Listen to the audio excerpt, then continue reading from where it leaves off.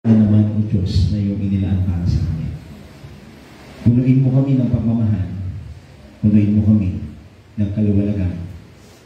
Ibig ng pangunawa sa mga ituturo mo, ibabahagi, upang ito ang maging daan ng aming katatagan at katapangan sa pagharap sa anumang hamon ng buhay.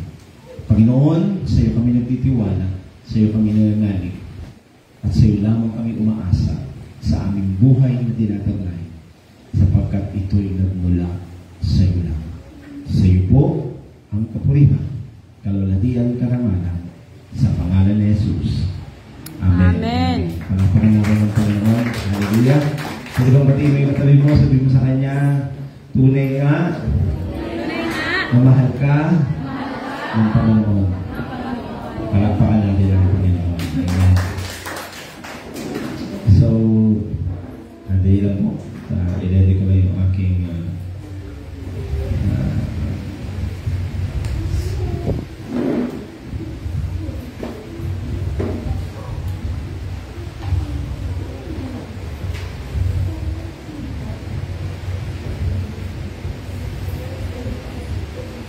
okay, so we are on the third Sunday sa series na Never Stop Growing. Sabi mo nga, Never Stop Growing. Okay. Gusto kong maintindihan ng lahat na bilang mga nilalang, bilang mga nilikha ng Panginoon, ang hangarin ng Diyos sa atin ay lumago.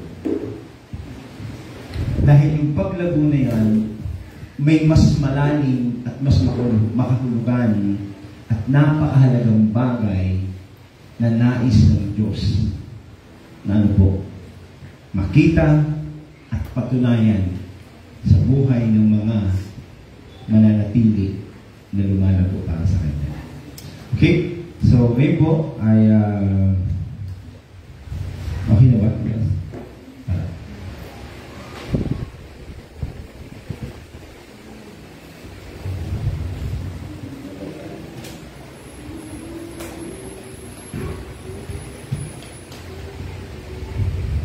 Okay. So, pakibasa po. Grow up. Maturing in Christ. Okay. So, grow up, maturing in Christ. So, maririnig natin yung word na maturity. Okay? Maturity. Maturity will always remain if you remain in God. Or remain to God. Ito po ang ating sabi nga doon, grow up, disciple. Pakibasa nga. Grow up, disciple. Meron po tayong dalawang napakahalagang talata, which is from John chapter 15, verse 5, and John chapter 15, verse 8. Sabi po sa John chapter 15, verse 5, sabay-sabay po natin basahin. Go. I am the vine, you are the branches. If you remain in me, and I in you, you will bear much fruit.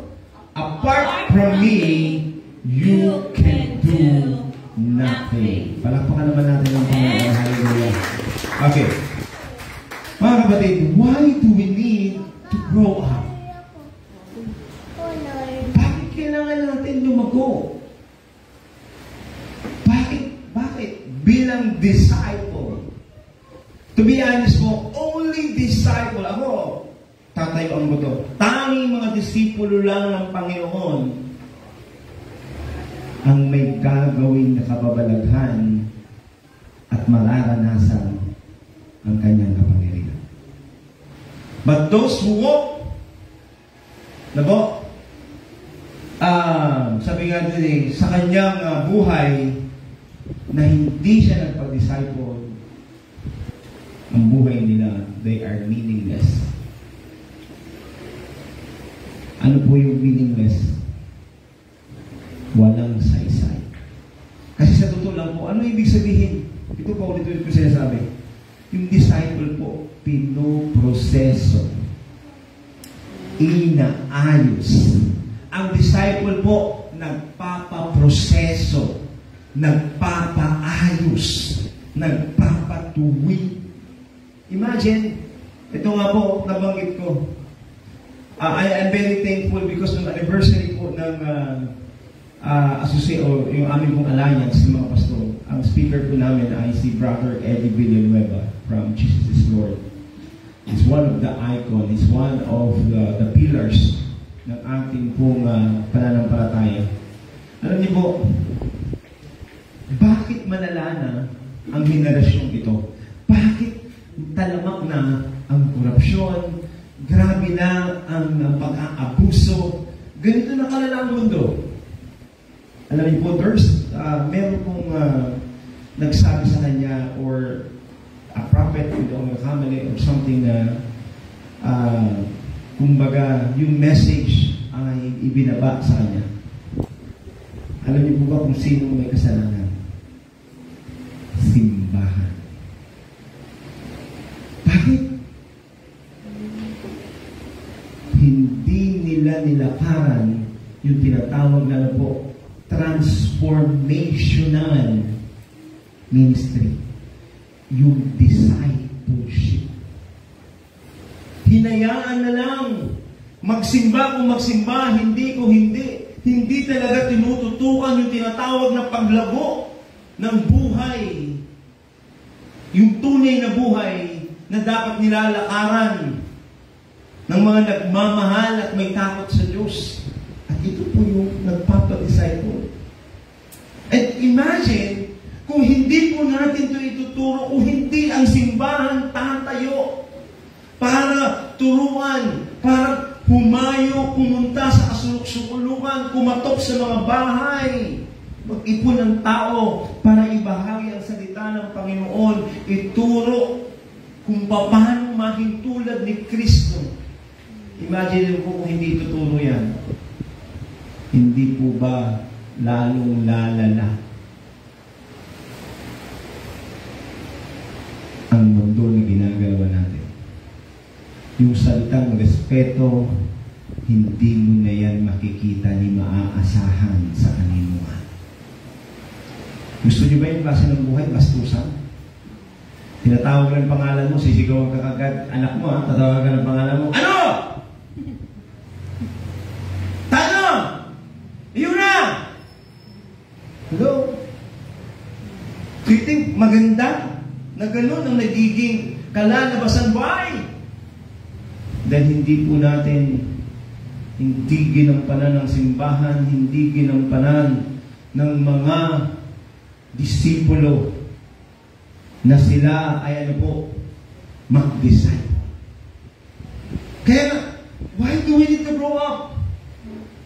Dahil kawawa po ang ating mundo. Kawawa po ang henerasyon na iiwanan natin kung wala silang matututunan na katuruan mula sa ating poong may kapal.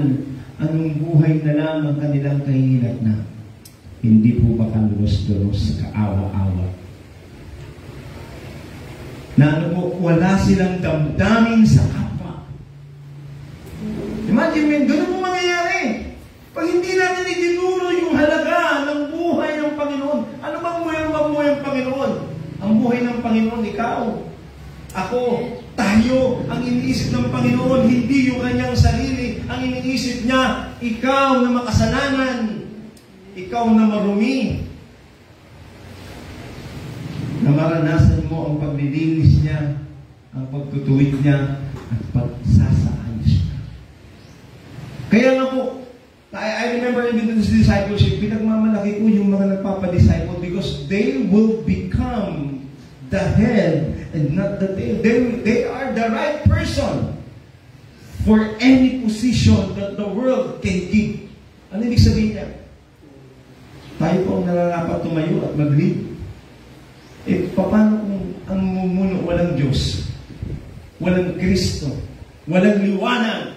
Walang alat? Sa tingin mo, saan tayo dadalhin dito? Sabi, anong gusto mo? Ang mamumuno sa iyo, numero 1, ang hamungero. Numero 1, ang ano mo? Parasugan. Para inom, babayero. Yun ba gusto natin mag-lead sa ating bayan?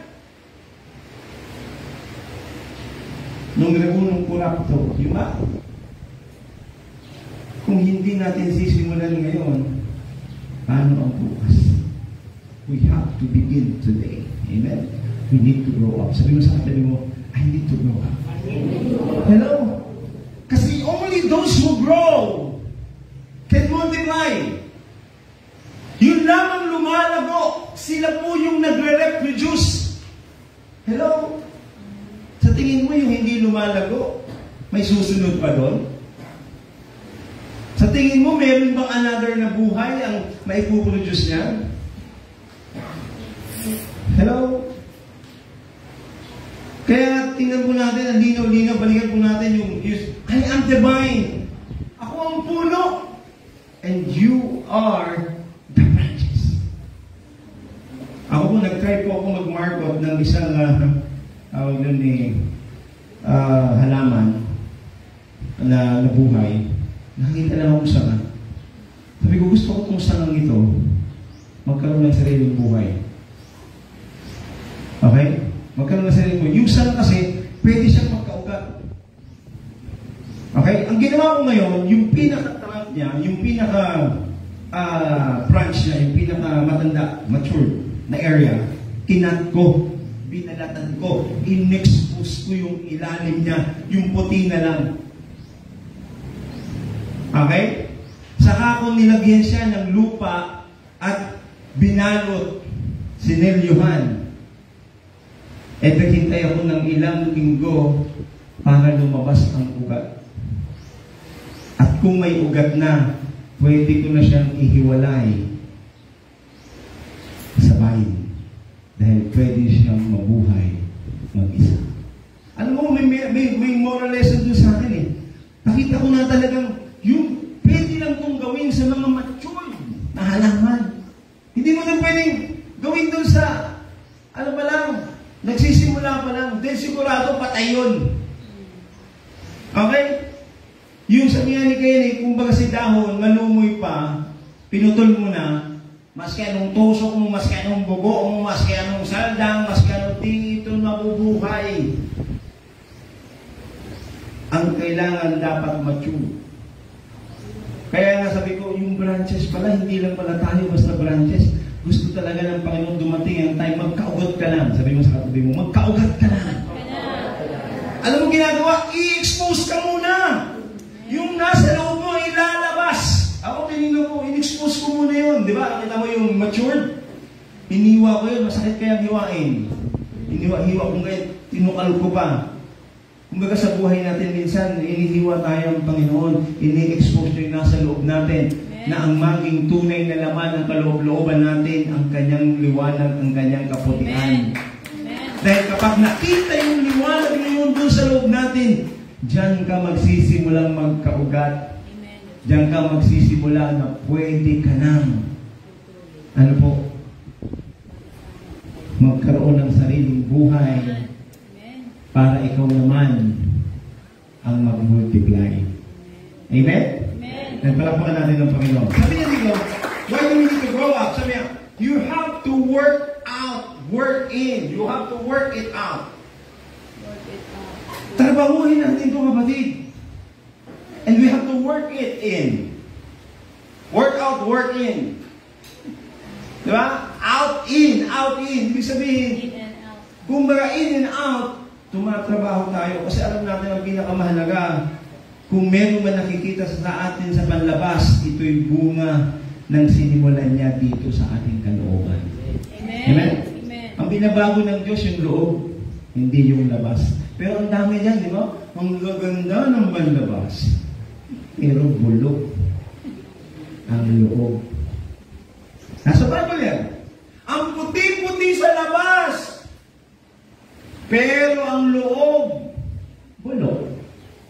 Alam niyo po kung saan yan tulad yun? Sa litsyo. No? Kung baga kala mo hindi makabasa at pinggan. Pero ang totoo sa loob, bulok. Ang tuloy. Pero ang ginagawa natin sa atin ng Panginoon, di ba? Hindi tayo after sa panlabas. Hindi tayo naghahabol doon. Ang tinatrabaho natin, yung tayo'y trabahuhin ng Diyos na ayusin yung ating Amen. kalagayan. That's right. Dahil wala tayong pwedeng i-portray, wala kang pwedeng ipakita sa mundo. Even ang sarili mo, hindi mo pwedeng ipakita. Alala ko nga, di ba? Meron dito sa Bagong Bayan na kilala ng mga Kristiyano. Sabi niya, ay, dating na yan, istorya mayroong lulumi, dami na mayroong ugali kaya. Pero ngayon, inaapod na sindang pamilya banal. Mismo na ang tao nagsasabing pamilya banal. Ang tao na nagsasabing pamilya banal, why? Dahil yung kanilang buhay binago. Kabaliktaran na nung nakaraan. Sabi ko nga, tandaan ko ninyo ang gagawin ng kaaway sa buhay mo, laging ipapaalala sa iyo ang nakaraan mo na bulok ka. Pero tatandaan mo, ipapaalala naman sa iyo ng Diyos, mahal kita. Amen. Diba? Iba yun, ba? Hindi mo, ang demonyo, sasabihin niya, ano ka kami? Ganito ka. Para tuloy, alam mo yun, wala kang tsansa na makabangon pag ano mo, ang demonyo ang nagmo-motivate sa iyo. Kasi, sasabihin mo, hindi ako pwede dyan. Hindi ako pwedeng mag-share ng word. Hindi ako pwedeng tumayo. Hindi ako pwedeng mag-pray. Kasi yan ang ginagawa ni Satanas. Kasi sinasabi niya, makabulok ka. Makasalanan ka. Pero ano mong sinasabi ng Panginoon sa iyo? Mahal kita. Amen. Mahal kita. Amen. At ang nagmamahal kailanman hindi niya tinitingnan ang iyong nakaraan. Yes. Amen? Amen. Amen. Panapakan mo na din ko ngayon. At ang nagmamahal ka ba? Ang nagmamahal, hindi niya tinitingnan ang nakaraan. Kahit lahat tayo may mga nakaraan. Pero kailanman, hindi tinignan ng Panginoon yung ating nakaraan. Ang alam niya lang, tayo'y kanyang minamahal. That is why we have to work it in, work it out. Amen? Amen. Holds everything. God owns everything. Ano sabi niya ba? He is what? Our everything. Our everything. Ano sabi niya? You have nothing to worry. Amen. Hello, kung nakakonekta ka sa Kanya bilang bride, kung alam mo nakakonekta ka sa Kanya, hello, ang buhay mo, buhay na ano po, may naghihintay na sorpresa at tagumpay. Amen. Hello! Hallelujah! Kaya nga, ang sarap pumapuri. Ano sabi niya? Sumunod. If you remain, Stay. alam niyo ba sa ibang salin ng Bible? If you stay. If you stay. If you remain. You abide. Diba? Na sa ibang salin ng Biblia, if you abide in me, and I and you. Imagine mo And I in you. If you remain, stay, and abide in me, and I in you. Hello, iba yun. Ikaw sa akin, ako sa iyo. Vice versa, di ba? Hindi lang siya, one way. Di ba? Kung ikaw mananatili sa akin, at ako naman mananatili sa iyo. Di ba? Kung ikaw susunod sa akin, di ba? At ako rin, susunod sa iyo. Wow, ang sarap po. Hindi ba? Tingnan mo yung favor ng Lord. Ano sabi niya? You will bear. Much fruit. Not just fruit. Okay? Kundi much. Much fruit. Much fruit. Ngayon po, tuwan-tuwa kami doon sa puno, doon sa church sa Naga, yung avocado. Alam mo, isang branches lang. 1, 2, 3, 4. Ano yung asesay mo magbilang? Sabi nga nung harap mo na, hindi naman magbilang mo ang sibuk. Sugog pa sana. Bisa po kayo, ano mo yung kagalakan mo? Pero, basta, madami. Diba? Ganun ang Panginoon ko kumilos. Ano ibig sabihin? In every aspect of your life, in every area of your life, God will bless you. Amen. Ano? Amen. Lahat ng isipin mo, lahat ng iniisip mo, itong sabi ng Panginoon, pagpapalain niya ang mga bagay na ito kung ikaw mananatili susunod sa Kanya at siya naman ay susunod din sa iyo. Amen. Hindi po ba napakasarap? Ito ang bunga. Ito yung magiging end product. Okay? Anong sabi diyan? Mababasa niyo po ba? Warning. Ako po, meron pang, ano pa? May pailaw pa. Di ba? And, ano yung warning? Ito po yung warning, oh. Pakibasa ito ng malakas. Apart from me, you can do nothing. That is a warning. That is a warning. Mga kapatid, kapag ikaw hiwalay sa akin, You can kapag ikaw nagrayo, pag ikaw naudakan ako, pag ikaw tumalikod sa akin, you can do nothing. Sa ibang salin, pag ikaw humuwalay sa akin,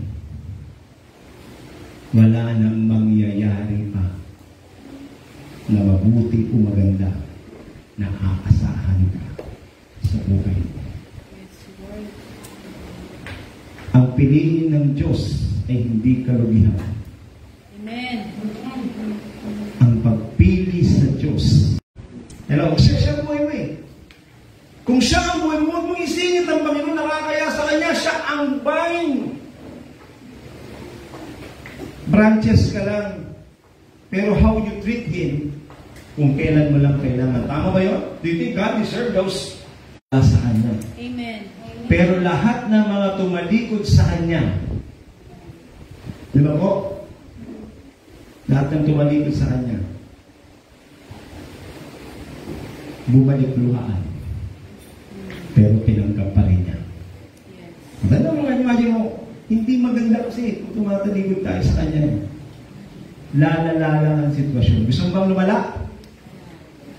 Lumayo ka, tumalikod ka, kalimutan mo siya, lalala. Baka ang kasunod yan, pangarapin mo nang mamatay. Dahil hindi mo na makita ang pag-asa, hindi mo na makita ang solusyon. Tanda mo po, pag nanatili ka sa Kanya, ikaw mismo gagamitin niya na maging solusyon sa iba. Amen. Ano ibig sabihin yun? Mag-uumapaw siya sa buhay mo. Dahil walang ibang solusyon ng mundo, kundi tanging siya lang. Amen? Amen. Palapakan natin ng Panginoon. So think about these things in Philippians chapter 4 verse 8. Nako, if you remain in me and I abide in me, ano sabi niyo yan? Finally, brothers. Finally, brothers. Okay, Filipos 4:8. Finally. Nandiyan pa ba kayo? Amen. Okay, malapit na po.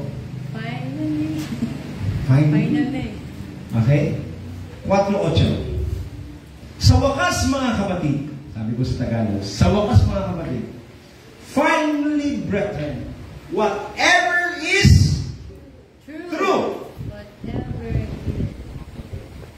whatever is honorable, whatever is just, whatever is pure, whatever is lovely, whatever is commendable, if there is any excellence, sabi mo nga excellence. Excellence. Okay? If there is anything worthy of praise,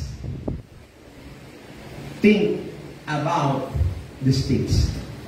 Sa wakas, mga kapatid, dapat maging laman ng inyong mga isip ang mga bagay na karapat-dapat, kapuri-puri, mga bagay na totoo, marangal, matuwid, malinis, kaibig-ibig, at kagalang-galang.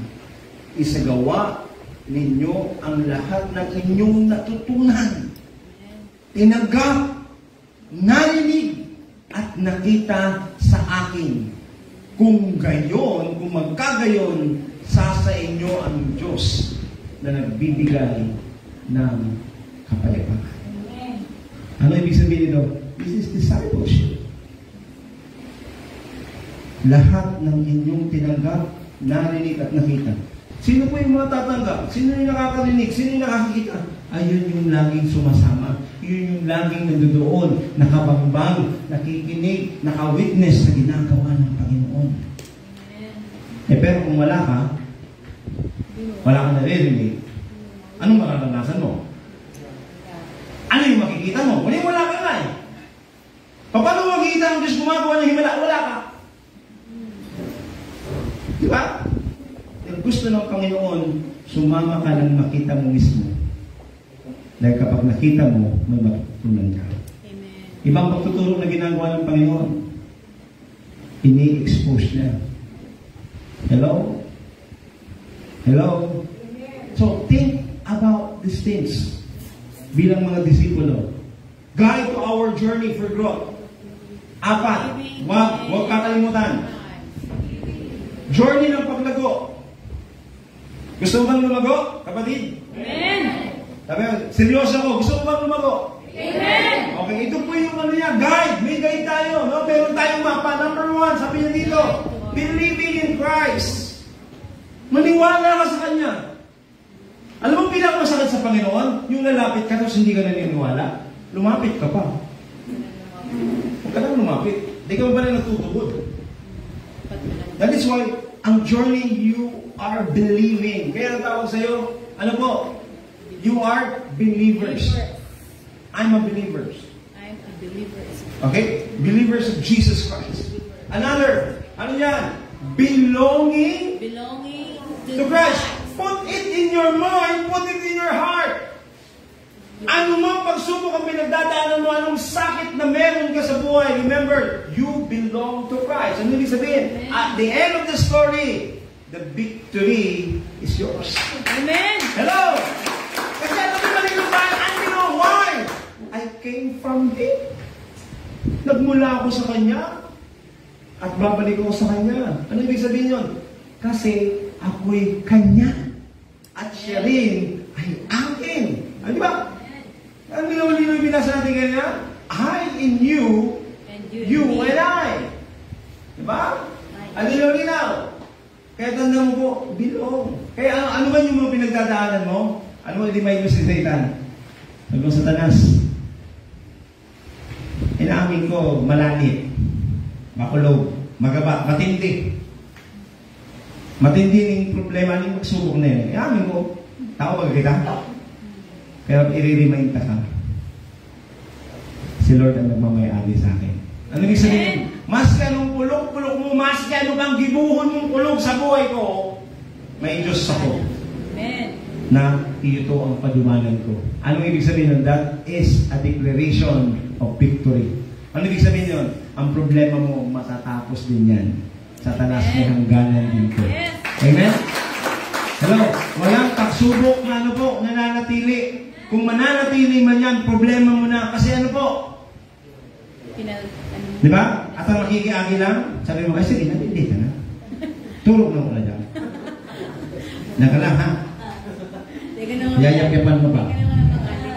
Ano yung sabihin? Ang problema pag hineli mo, pag ang problema in-entertain mo, kinakulay mo, di ba? Mahiling mo, ang kasunod kaya, ika na ang problema. Ika na ang, ano po, kulok payo. In-entertain mo kaya ang problema. Kaya tanda po natin, you are belong to Christ. Ang susunod, pakibasa. Become Wow! Ayan! Christ. Diba? Becoming like Christ. Ito po yung gusto. Pag sinabi mong becoming like Christ, ito na. It's not anymore. Kung meron ka mang pinapahiling sa sandiri mo, bako yan. Bako yan. Kundi si ginigibo mo. Si karahayan na nagbubukal sa kalooban. Yan po. Ibig sabihin, si Kristo nag-uumapaw na sa buhay. Ano ibig sabihin yun? You become, ang dinaw-dinaw pa sabi ng New Testament, that you become now the light and soul. The soul and life of the world. Ikaw ay magiging liwanag. Ikaw ay magbibigay ng lasa. Amen. Ano ibig sabihin ng lasa? Diba? Nakalamit na po kamo ng ulam na mayong asin. Diba? Ano man eh? Nagluto. Hello? Diba? Walang alat. Walang timpla. Walang lasa. Ginanahan ka. Nalala ko yung asawa ko noon. Yung first time yung magluto yata yun ng sinigang. Namitan mo na. Sabi ko, yun eh, yan. Taluto mo, magluto mo. Mas lang yan. Di ba? Sige na! Eh, medyo naglala ko ng busis. Sige, sige na.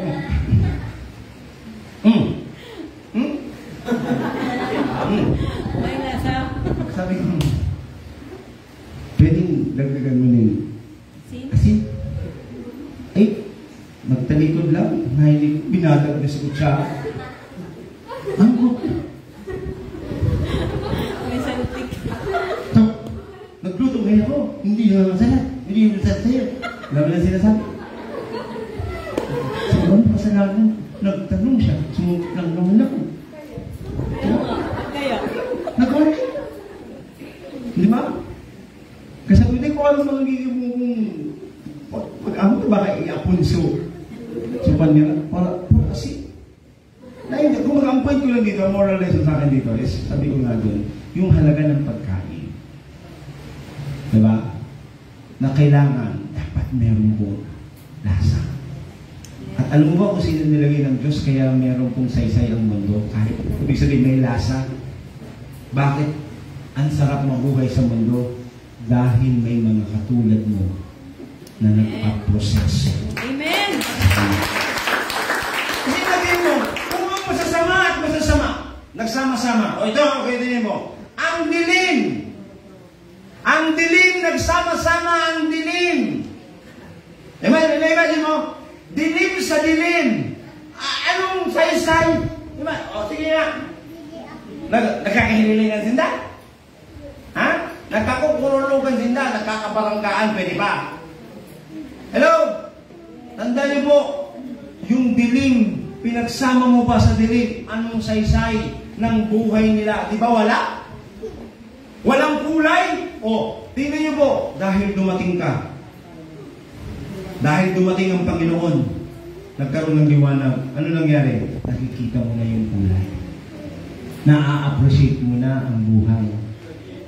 Nagkakaroon ka ng tamang gabay dahil doon sa liwanag na kanyang ibinigay. Di ba? Hello? Palakpakan naman natin po. Hindi, imagine mo yan. Napagpala ang mundo dahil sa pagtanggap mo kay Kristo. At ngayon, ikaw sa mundo ito. Dahil naging tulad ka ng Panginoong Jesucristo. Amen? And ito pang muli, ito po, behaving. Ano ibig sabihin ng behaving? Maniwala ka sa hindi. Nasa sayo. Ano ibig sabihin nito? That you have Him. That you have His power. Ano ba ibig sabihin nito? You have the victory. You have. Yung tinatawag na po, triumph sa buhay. At ito po ang napakasarap na uri ng buhay na puno ng katagumpayan. Alam mo, ang buhay na may Kristo, you have Christ, that you have the Holy Spirit. Alam niyo po ba, ang pinag-uusapan niya, ang buong bibig niyan, solusyon. Hindi niya ini-entertain ang problema. Amen? Okay? Hello? Amen. Marunong siya mag-recognize ng problema kasi that is wisdom, that is knowledge, the ability to know the problem. Wait, ito problema to ka. Problema to ma. Oh, okay, ha? Then, after na ma-recognize yung problema, ito, pag-usapan natin. Anong solusyon? Una, panalangin natin. Diba? Siyempre, pag-pray natin. Diba? Bigyan tayo ng Panginoon ng gabay para tama yung ating mga hakbangin sa buhay. Kaya ito, ulitin ko po. When there is a great trial, there is a great faith. It requires great faith. If there is a great battle, there is a great victory. Amen. Amen? Tanda mo po, minsan nagsisimula ang Panginoon sa mga maliliit. Di ba pagkakatiwalaan sa maliit, anong gagawin niya? Pagkakatiwalaan Sa sa malaki. maliit. Mga kapatid, I want you to think about this. Number one, believe that God is at work. Even you don't feel it, even you don't see it. Isipin niyo mo ito. Believe in God, that God is at work. Even you don't feel it, or even you don't see it. Gumagawa ang Panginoon. Wala. Pangalawa, sabi niya dito, keep a list of learned lesson. Minsan kasi, hindi tayo marunong magsulat. Tamad tayo magsulat. At tanongin ko, ano naman natutunan niyo sa buhay? Wala pa rin kayo maibigay. Pero ano, you have to write it down. Ano naman natutunan mo? Ano na ba yung nagmarka sa buhay mo? You have to list it down to remind you na overcome mo na pala to. Bakit mo pinabalikan? Bakit nagiging talunan ka na naman? Di ba? Naitahama mo na to dati. Pero bakit ngayon? Mali na. You have to write it down to remind you how far have you been in maturity? How far have you been in Christ? Diba? Dati mainitin ang ulo mo. Dati kunting bagay lang, marites ka na. Diba? Kunting bagay lang. Diba? Nagmamalaan ka na, Lion King. Ha? Hello? O kaya, nagiging elepante ka na, naririnig mo na yung natatanyog na ulo. Diba? Hello? Okay, nagiging ka ng hyena? Ano yun? Pupusong-puso? Sino ba yan? Tapos na, huwag mo nang balikan. Ano, di ba? Amen. Tapos ka na, babalikan mo pa. May problema ka na sa pag-iisip. Ano kaya? Tapos ka na sa senior high. First year college ka na. Ang in-enroll mo, senior high ka na, right? O, tao na, tol-tolan. Ay, gusto ko po kaya maging cum laude. Oh. Masayang galing sa tao, tapos na mo sa maging cum laude. Sabi mo, ako ka. Ay, kaya ako on. Kapag natapos mo na, di ba? Sign na yan na umangat ka na. Okay? Write it down. Okay? Now, another. Be patient with God and to yourself. Dito tayo na problema. Masyadong maiksi ang ating mga PC. Halil-halil mga si Lord. Maganda ako tinatawag. Last year pa si prayer ko. Dahil ko pa nahihiling. Pati ang nino, dahil ko pa naninag. Tanot. Taong kala, yung hanap mo. Hello? Mga tugang, be patient with God. And be patient with yourself. God knows what He is doing. Tanda mo, alam ng Diyos ang kanyang ginagawa sa iyo. Huwag mo siyang madaliin. Ano sabi niya dyan? Don't be in a hurry. God's time is always what? On time. Amen. Tandaan niyo po, ang oras ng Diyos, perfect yan. Matuto ka lang maghintay. Kaya sabi dito sa number 4, it can be delayed. Di ba? Pwedeng mahuli. Pwedeng mayo pa. Mayo pa dyan. Pero sabi niyan, it can be delayed, but it can never be denied. Ano ibig sabihin yan? Malilate lang. Pero dahil yan madi-deny. Ano ibig sabihin yan? Magaganap at magaganap pa rin yan. Amen? Amen. Amen? Kaya nga, it can never be denied. Alam mo, that's a great favor from God. And the last, hindi na kasama dito. Hindi na i-save. Conclusion. Basahin mo natin John chapter 5 verse 12. Yung kanina po.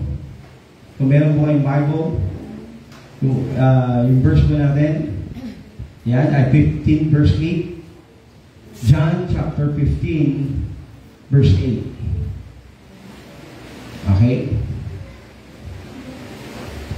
Sige po, sandali lang po ha.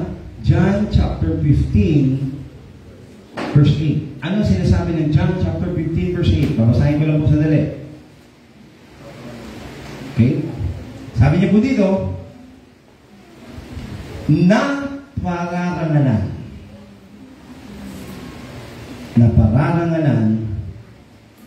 ang Ama kung tayo'y mamumuno. God is glorified. God is honored and glorified.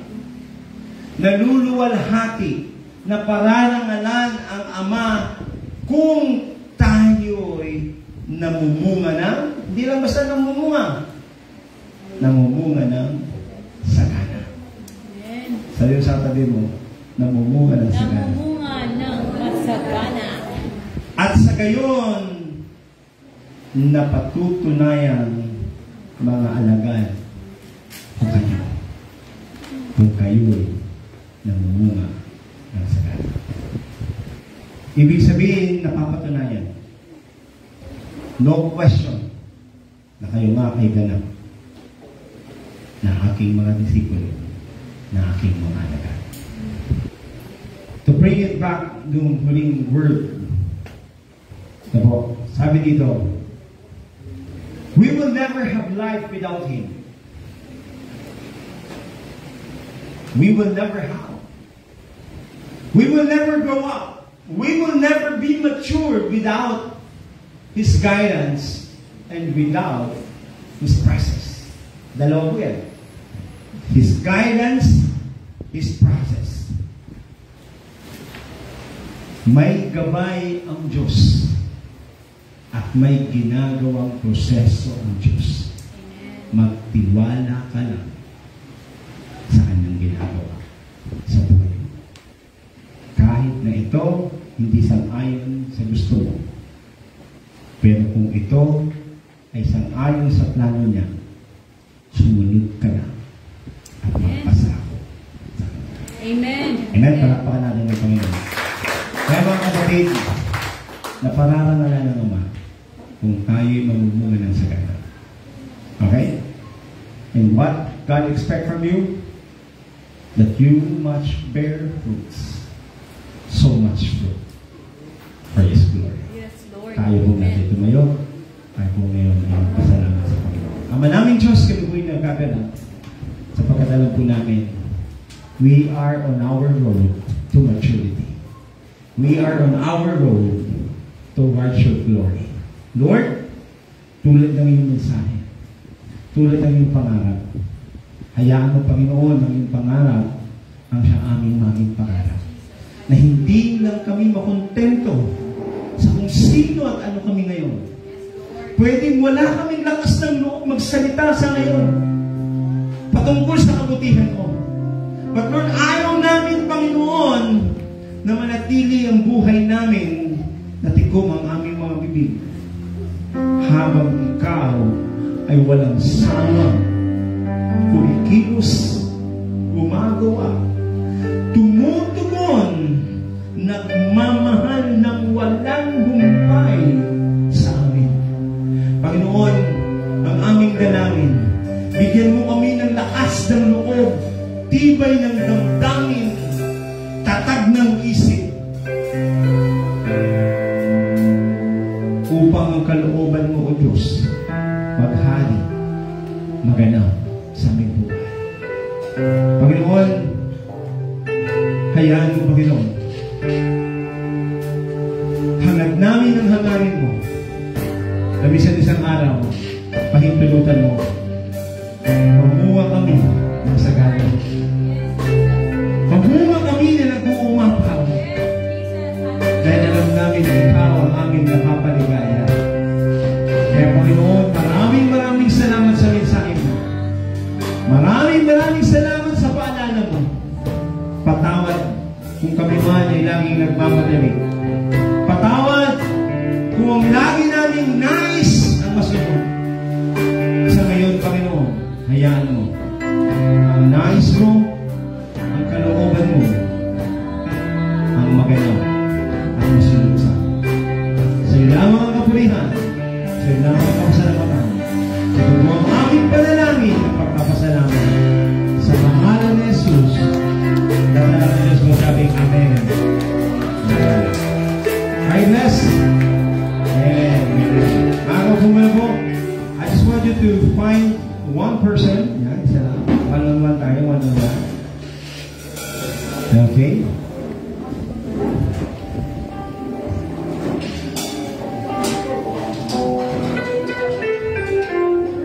Okay. I want you to look saan sa apat na to yung tinatawag na nag-struggle ka. Hello? Saan sa apat na nag-struggle ka? At gusto mong maging strength mo na siya ngayon. At yun ang maging simula na panghahawakan mo sa ngayon. Among these four, alin dito yung weaknesses mo? Kagala nga, bilib ka, parang gusto mo laging yung tulos, nahiling mo tulos ang pagkilos ng mo. Pangalawa, wala kang pakialam. May matutunan ng wala. Pangatlo, di ba? Ang pasensya mo, halipot. Okay, pang-apat. Okay, sabihan niya ayaw mong pinaghahanap ka. Okay, ayaw mong pinaghihintay ka. So, among these, just share alin dyan yung pinaka-weaknesses